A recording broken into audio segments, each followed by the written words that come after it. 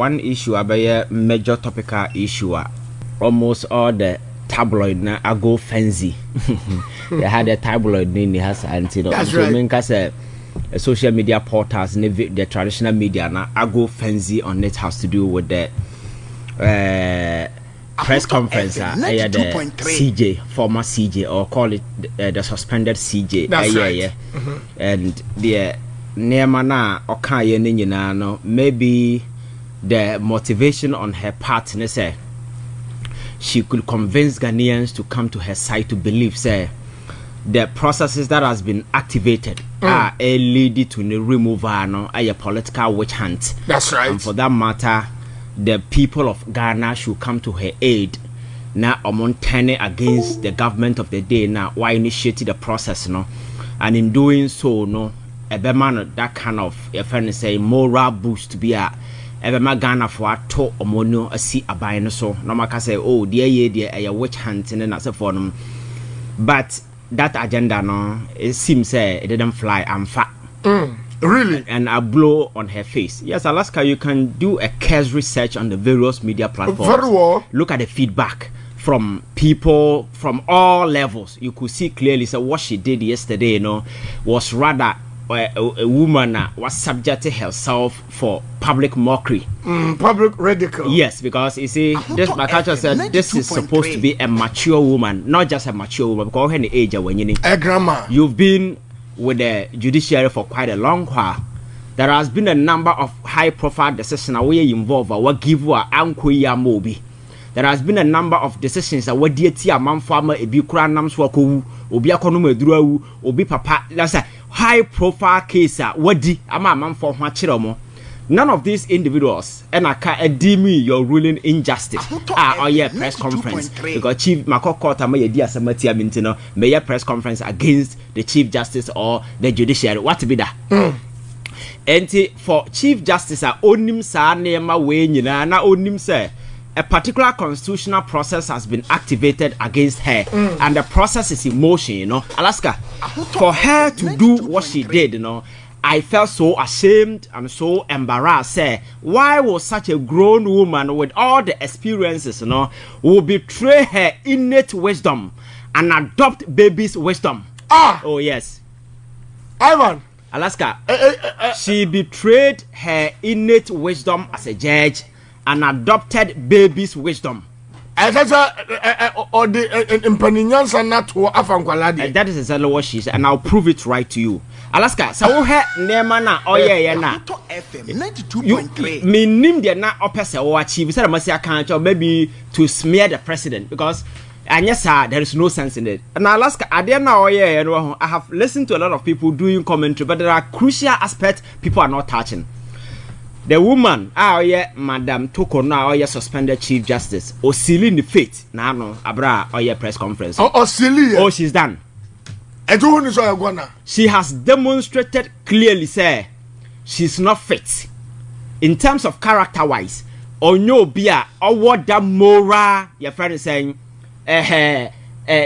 integrity, the honesty on her part, or you're devoid of all these basic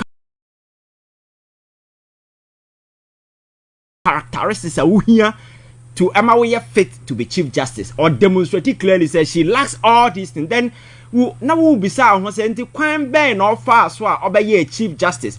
Do we have a criteria be at her? That's right. Yamanipa proven woman for judge will be a bit a judge. A judge there may be knowledge into the law and a bit of credibility. But Alaska, we are talking about the administrative head of Ghana's judiciary.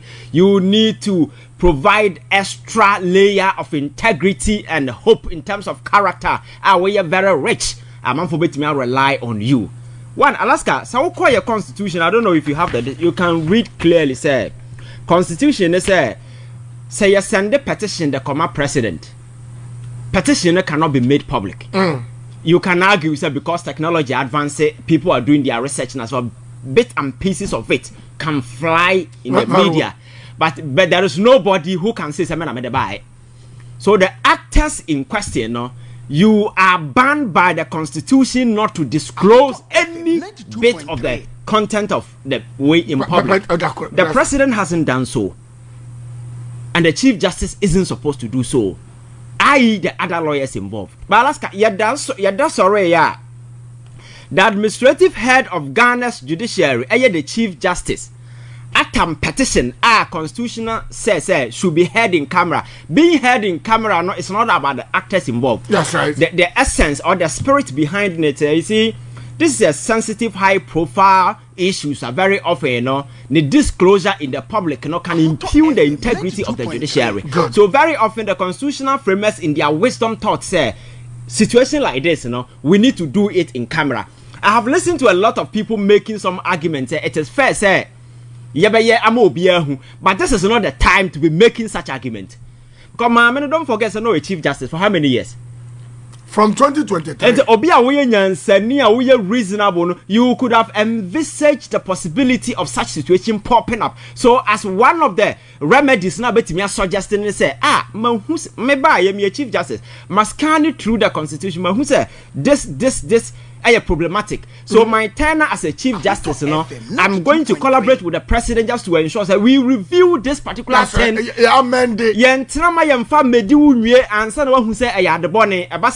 You are an irresponsible leader, and that is what she demonstrated. Alaska, the Constitution says this disclosure should not be made.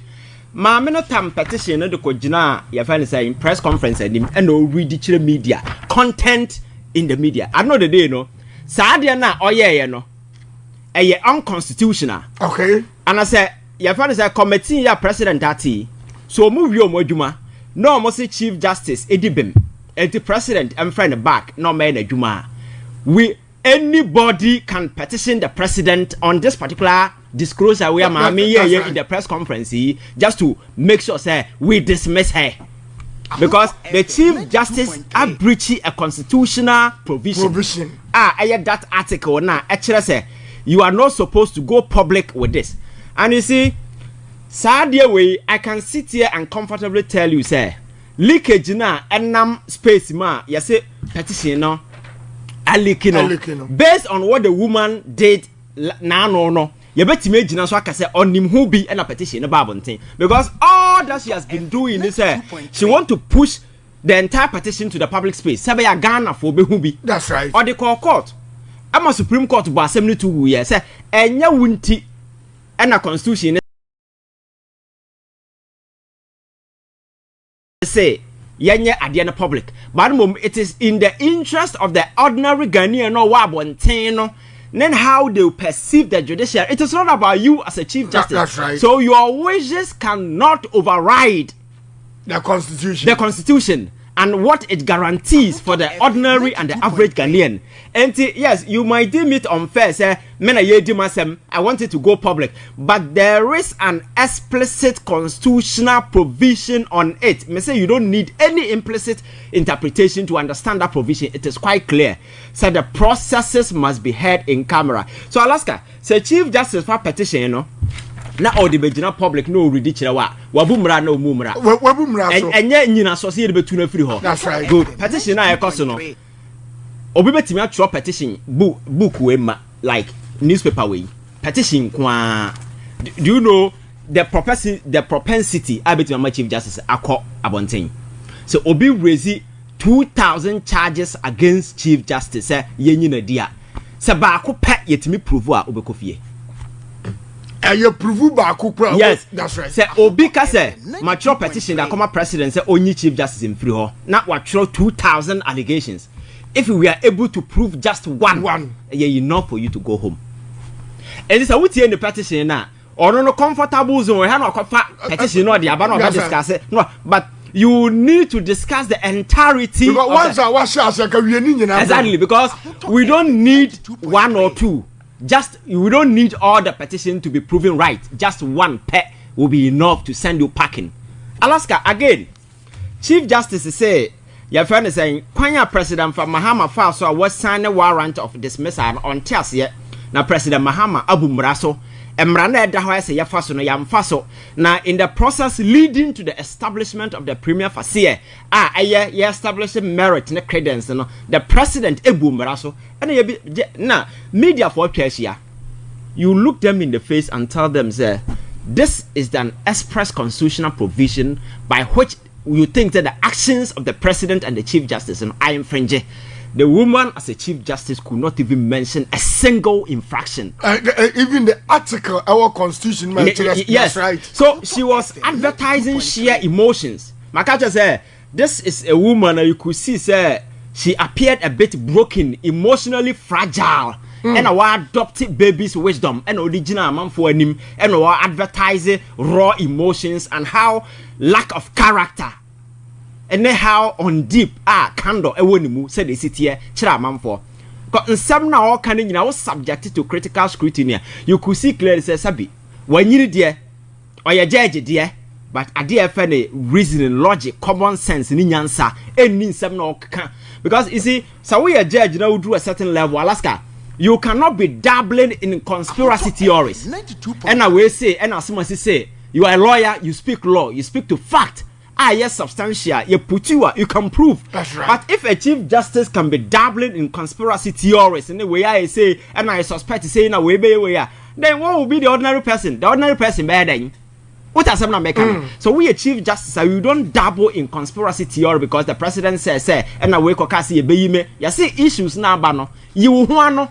And these are the legitimate constitutional issues I can't want them. And I'll say, petitioners, mother by, you say, friend could be shining star, I'll call Registrar General Crown. You register, Alaska, let me say it quite clear, or a Chief Justice, but maybe on reading Constitution and tell us here. Alaska, offer your Constitution.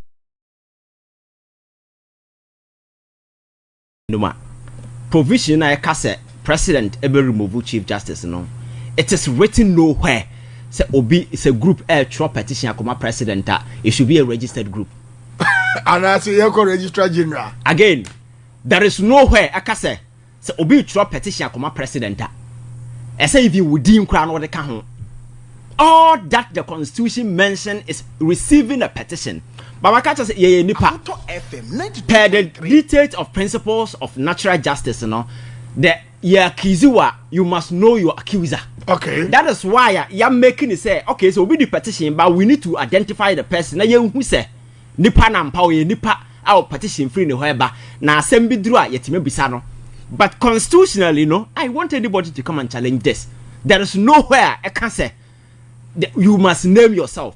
But in implementing it, and putting human face on it, yentimi nkasa Alaska obi di petition bra Ato Forson yampamo na yenhu nipa kro enya fair to you meboa. You need to know who accused you. That's right. Is the reason why ya kase the person must be known. Now Cecilia your friend say Charlotte say petition no more the pamo no besin ne everywhere people didn't know the petition. I'm the faceless petition. Besin ne what I say. So that is why you should know say point Nana Maminu making was irrelevant and her as a chief justice should have known better. Again, I say you didn't call Edu's Lodge. Now you acquire Sachini baby next time. Omunya kwan even the panties crom on Sachim. Because Alaska she has demonstrated bad faith. Because issues now you see Kodino is not supposed to be public. Already you've gone to court seeking injunction say I didn't make no TV so the probability say you smuggle in gadget to go and record whatever happened there to come and play for whatever is high. Right. So Obi Sachewa, you cannot fault that person who is searching you. Wow. What does that make? That's right. Because this is a woman fighting the court to say Emra TV so and a court about Wagu. So what is the assurance say ye jaiwa umfa phone in as a phone call record the proceeding for Mabonting? Because and you have demonstrated that by doing a press conference talking about a petition. Into Obi Sachewa wa ebone. And are they restricting this is how they are babonting. Exactly. Wow. Again, I say Edu's Lodge I bring bad memories. Nana what for that is absolute nonsense. That is rubbish. Oh how? Alaska. We are talking about somebody Obi accuse you. Yes, a committee investigating. You don't determine where you sit. Who cares about your uncle memory? Now, wouldn't my mom for uncle memory hand you? The very people called to jail you or go prison as for. Do you know how people are being handed there? Alaska, who cares about your emotional feelings? 2.3. About na me wafana. So she deliberately caved in. the killing of the judges and link it to the present NDC government just to make people know say omo ba sa na omo tie na omo kun judges some time ago so enya me nwanwa say ne omo tumase. That was the impact of the message, a coded word and all the share. Wow. Who cares about your feeling? It is not about your feeling. I expect that the Chief Justice will contest key issues, non-discussing the merit. Yababa Alaska Afi or say, why ya my ne Ninuanom judge for no Mote Supreme Court Akumiano Sono Obu Bonimtia. Making look like say they are just some Niamafumbi, especially right. Justice Ponamai. Justice Ponamai was at the Supreme Court before this lady came in. Or you senior. Bibi na ye bibi ntia and abasene no ho. Ebe ye your friend say Chief Justice. Bafo Boni has been at the Yeve for very long time. Over 2 munyina. No, you were treating them like rags because so henna no or the year we no omunipa. Oh, sir. Oh, yes. Nanu keke. Oh, now and run who's a wajo. Who the post and the post which is a boga because this is a typical arrogant woman who doesn't give a damn about anybody. She thinks that she's sitting on the moon or the sky. Obias will bow down. Who kind of us will address it Justice Ponamai and other people. That's right. And the argument in say Justice Ponamai and no kwatena case involve Daniel Ofori. Na really no more no. Justice Ponamai wrote to you have a right dissenting view. The honorable ruling in favor of Daniel Ofori. In the case ya besin ko. Enti enno enam say Justice Ponamai ruling for Justice Ofori paintino to her no onye fit to sit as a chair of the committee. That is absolutely nonsense. Because Alaska, this is a chief justice and an administrative head. You should be able to vouch for the integrity of your core people. So are they telling us that Obi a judge, you know, dear Sama Alaska, and you will create a fraternal alliance with you to the sense that case be a media amount. Is that the kind of judiciary she was supervising? Say Obidia Samobia, then you build a family or some kind of a fraternal alliance with the person. Say subsequent issue be and you will be biased. So if the chief justice, man, America say and run no expose soon who actually Ghana for say on your fit for purpose. Because Alaska, if the chief justice of the Republic of Ghana cannot guarantee the integrity and the honesty and the fidelity of her own colleagues, oh no more panel no so. Do you expect here to trust any judge? Gabby, Akoto FM 92.3. Chief Justice or no say omobeye bias etiano. And she is scared of her own colleagues. And the obi ono tia kurasi ananse ohini bi a ote ebi anungwa bi ode na sa say sem Eko Supreme Court no. You want that ohene no to have faith in the judiciary when Chief Justice Lankasa no doesn't have faith. Does it make sense? If you are what you can nipa no mundi. Alaska, my mensan kan sem bi afa osan soro ya o say your friend is saying yes what to kwan na o to kwan no yes o de ne kunu ne man koye na constitution na create allowance say o to kwan a o say o de security ekọ na security no wasn't mentioned the here security no cha say o do obi be kan ho na o de na akọ. Alaska, my catch say we chief justice o ne wo ho. That's right. When you are traveling out there in a private capacity, in a bra we are Jumandia state, you know, because don't forget Ghana so no yanso ya what your friend is saying security people are outside though. So even in the shadow, just like the CIA have spies everywhere in Ghana, is Obi. So you can be a chief justice, you'll be walking London. Nipano monam ho kon be a security. We have these things in place. But when you are going for your private things, they say go with the security because we don't stop here to be a chief justice. We are Ghana for chief justice in as much as we call private way, no. That's right. Even though it is private, be to what? I can't Ghana for because obi betimi akwache would akwache baby and they will force you to divulge details, secret be any say babonten. I don't know, you hurt the country. It's the reason why they said who to find even in your private capacity for security can ho. Now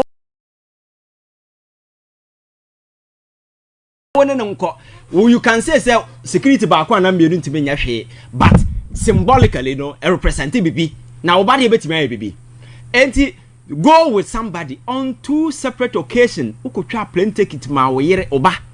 On another occasion, who could try plane ticket ma ukunu. Et tia pedium nena se for the maomo. Enya do Mahama na kochro to ho se ye fa sa no aye bone nti obi metro petition. The audit service of this country audited you and they wrote a report on it and they flagged that thing. So who will be blame na? Go and blame the judicial service. Enya do Mahama na kasa why bone. The audit report is available. They wrote and concluded say Saturday na Chief Justice no ego and the money must be retrieved.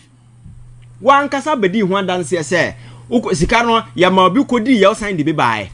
Council sir. And I sit it down with your conscience and how this can be beba. So obi kasa yan throw petition nemra wa obone o maye ne say. And again Alaska Supreme Court na Chief Justice supervise over no. Okay, Justice Gawo se hwan no. Jawu. Yes, amokofa na ba ya. How is that Gawo? Me da me di ni ntimi mo ni ye. Gawo. Ye fa ne ye fa say sorry, I know ye fa say lawyer for the Speaker of Parliament raise papa we minim no. Ona no ye parliamentary candidate for MPP e wo Central.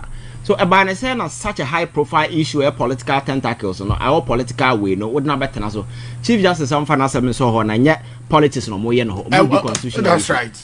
So maybe say na say committee no matia or more investigate Chief Justice no a political issue. No na your Mahama papa tesubi ne ma tesubi and I say don't get it so chama say chama for example for kan ho bi. That's right. So what makes it political? Nipa no mugusu no obi wa political identity. Domlivo a politician. So there na man political way. O yonko judges too so. So I'm saying that the woman should just shut up and face the process. Either you quit because process is no koso. Unyam free mu. So what is the point coming to the public to talk about the things that she said? And again, I'll say nsam no me read Phoebe Akaime. I'll say a man for sending no your friend say threat messages and say on resigning na position no yen is untenable na say for Alaska. What has to see obi send a message say radio ya what is so from Monday going over transfer ombeku ade na we must go to the police. So you as an ordinary person you say you threaten wa okọ police who how much boy Chief Justice enti me catch say enye baby's wisdom na adopt ya. You will not disclose some of these things in public because you know what to do. You can only tell the media say a man for threatening me. My report to the police, and this is the update on it. If people are threatening you to resign from your position, and the media say, a criminal issue, and I will sympathize with you. Go and report to the CID and any of the investigative bodies for them to take the issue up. That's right. So you don't come and add it up and make it look like Obina threatening.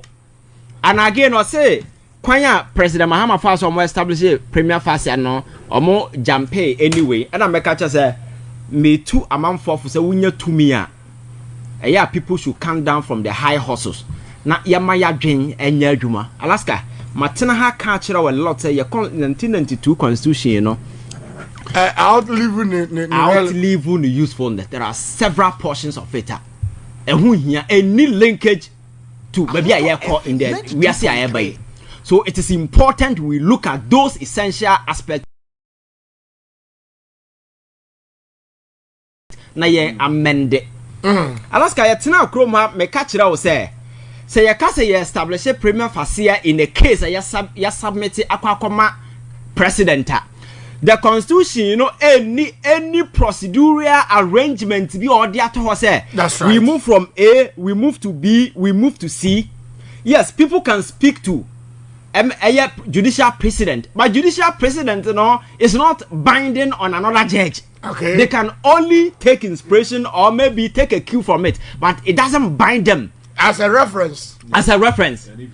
Yes, you can depart from the earlier ruling and set a new precedent. You understand? So, say Chief Justice say process na President Mahama Faswa or the koyaya or the sign warrant man illegal. I'm saying illegal on what basis? Because Constitution said the President will receive a petition, forward same to Council of State. Council of State will delve deeper into the issue and report back to the President. This known process justice there come former Lamte Alaska. the process no obi circumvent know the process ana and the chief justice in him say sa process no aye an error ne a time as a chief justice no she could have caused that particular thing to be regularized in such a way say in establishing a premier fast here no we need to go through this procedural arrangement and sana yet me say indeed there is credit there is merit. She didn't do any of these things.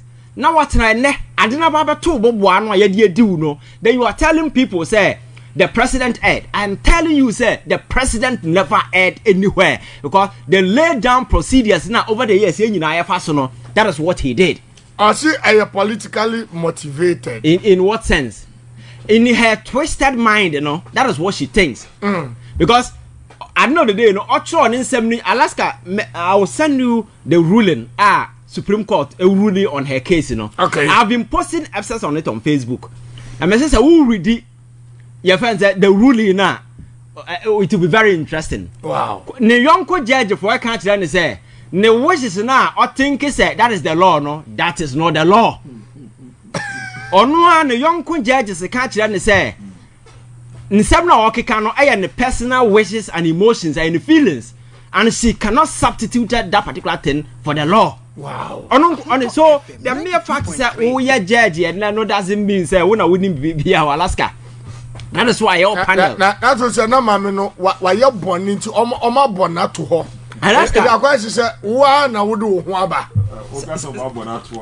No what I mean is that once we boom raso for years. Yeah, for sure. So afena no and what she was doing as to whether it's lawful or not, it clearly means that to them no it was unlawful. Exactly. Yeah. So it's now time for her to face what is the law. Exactly. And that is what they are doing. Good. So and there be am catch say unya to me now baby treat nipa well. That's right. Because accept to you need nipa never can be amount.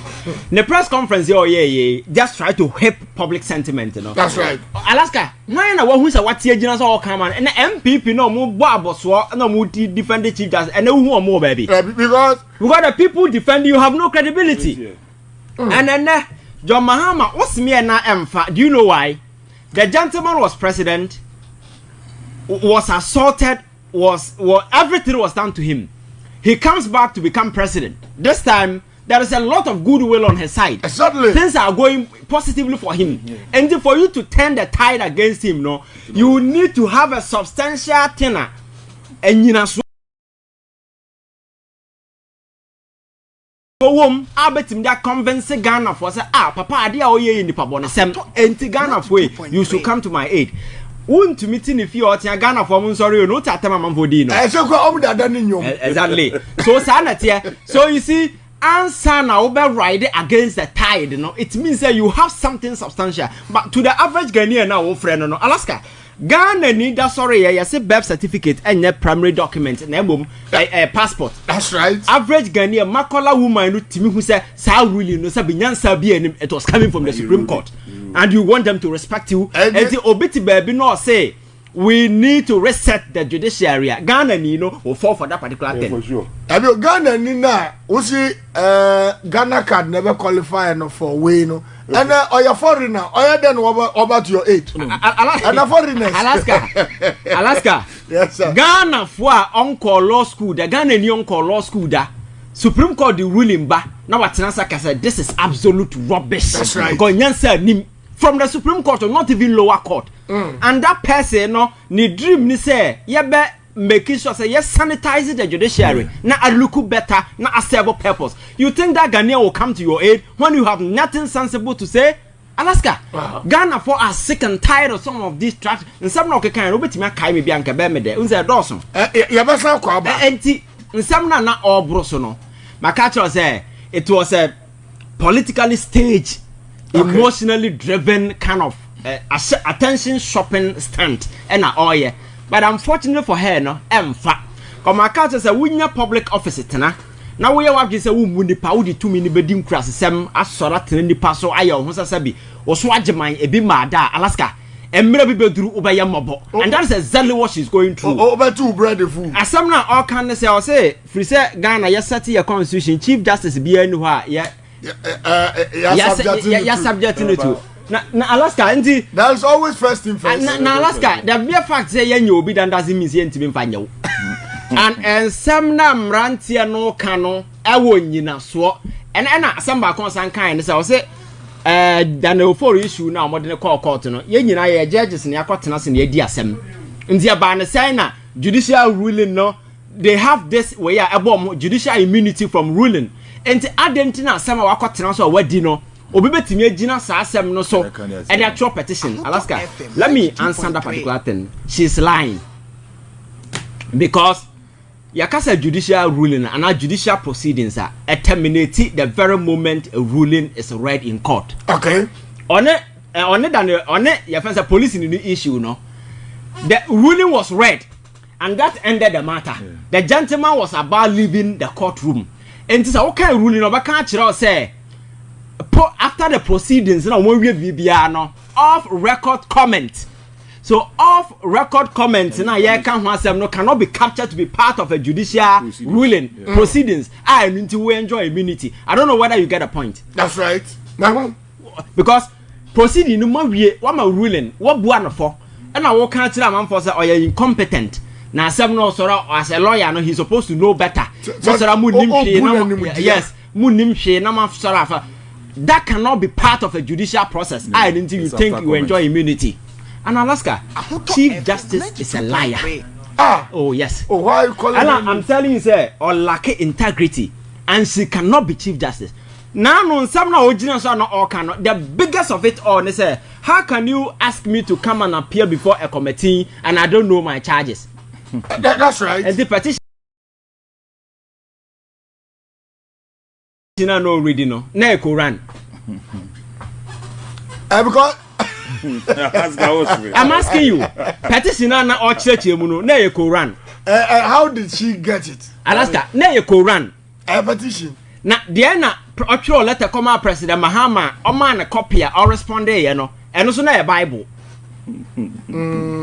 Akoto FM. O say onim ade ntia committee na trans issue na ye di no. Onim ho hwe.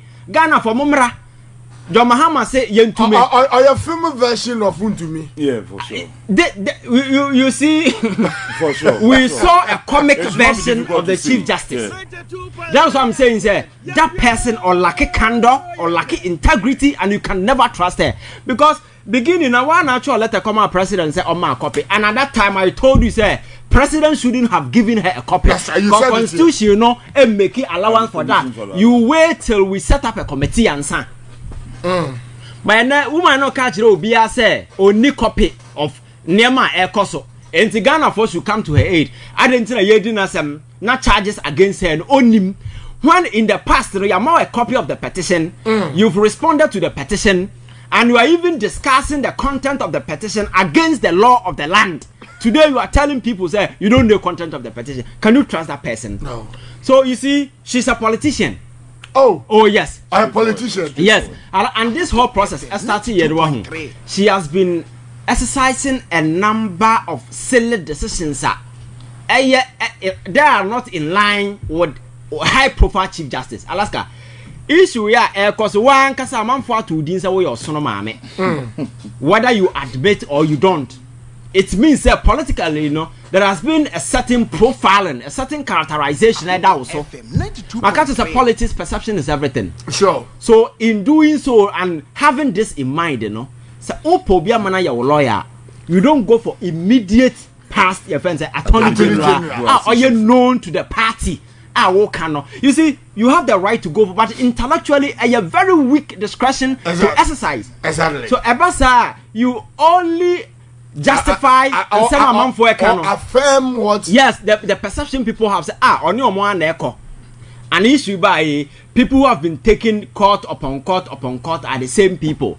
You see, decisions now echo sunina, your decisions are frauded with a lot of way. And again, issues now here come as a rules that the who here no one can with me time judicial contract now the amount back so sourcing Obaba say on supply nkonwa na or more dining table mbedidi no I know one can it baby also say ebe man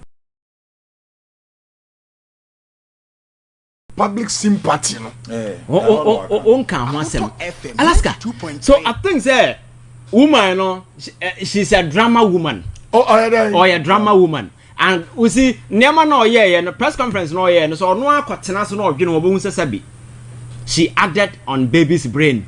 Wisdom. She acted on baby's wisdom because feedback no backlash sabi wan kokra nke right. But me say afuto ni say I did start here, so I will be very honest. I sat here and I told you, sir, the woman should resign. Sir, but yeah, unsubjecting who to public mortification. But I say, oh yes, sir, I'll be losing all the entitlement. Now the Eke can't quit the Obenya entitlement.